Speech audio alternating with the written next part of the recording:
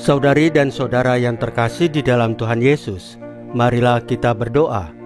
Doa yang diajarkan oleh Tuhan Yesus sendiri, dalam nama Bapa dan Putra dan Roh Kudus. Amin. Bapa kami yang ada di surga, dimuliakanlah nama-Mu, datanglah kerajaan-Mu, dan jadilah kehendak-Mu di atas bumi seperti di dalam surga.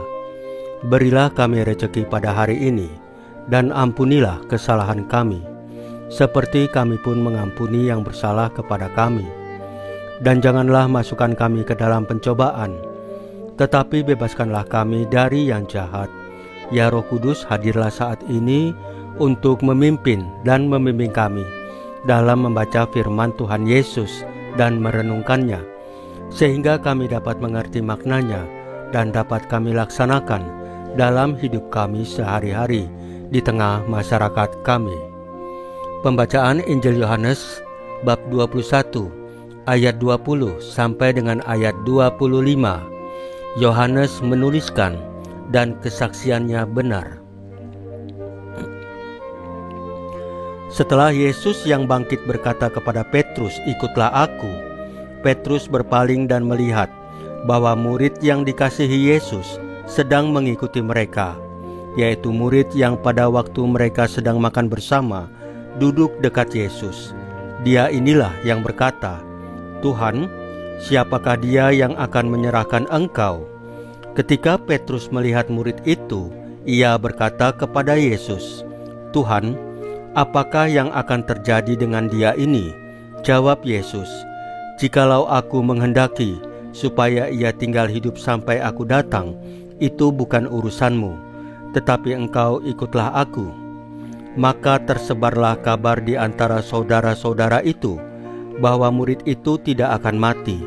Tetapi Yesus tidak mengatakan kepada Petrus bahwa murid itu tidak akan mati, melainkan, "Jikalau aku menghendaki supaya ia tinggal hidup sampai aku datang, itu bukan urusanmu."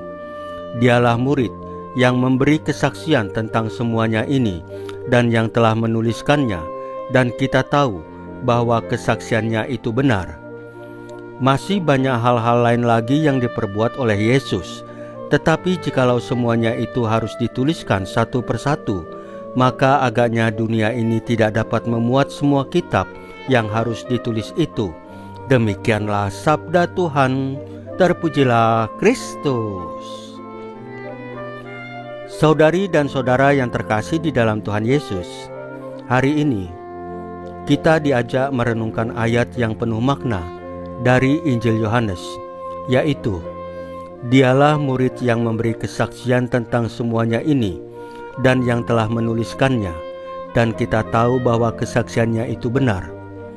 Ayat ini adalah pernyataan yang dalam bahwa Injil ini bukan cerita, bukan karangan, bukan dongeng, tapi lahir dari pengalaman nyata, dari perjumpaan pribadi seorang murid, yaitu Yohanes, yang hidup bersamanya, melihat, menyentuh, menangis, dan bersukacita bersama Yesus. Gereja mengajarkan kepada kita bahwa kitab suci tidak berdiri sendiri. Kitab suci lahir dari pengalaman, dari kesaksian para murid yang digerakkan oleh Roh Kudus. Yohanes, sang penulis Injil ini, adalah saksi mata. Ia tidak menulis untuk mencari kepopuleran, ketenaran, ataupun perhatian. Yohanes menulis untuk mengundang kita untuk percaya kepada Kristus. Seperti Yohanes, kita hidup di dunia yang penuh tantangan, di tengah keluarga yang kadang retak, di tempat kerja yang kompetitif, di media sosial yang cepat menghakimi. Apakah orang lain bisa melihat Yesus melalui hidup kita?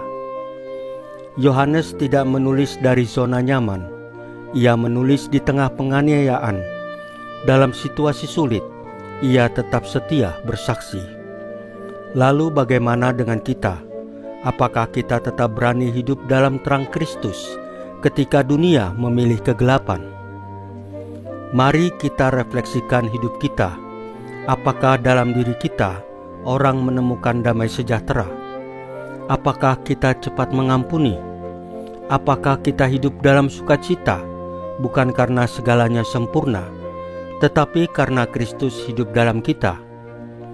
Hari ini, Tuhan Yesus memanggil kita bukan hanya untuk percaya kepadanya, tetapi juga untuk bersaksi dengan hidup yang utuh, dengan kasih yang nyata dalam perbuatan kita. Saudari dan saudara yang terkasih di dalam Tuhan Yesus, marilah kita berdoa.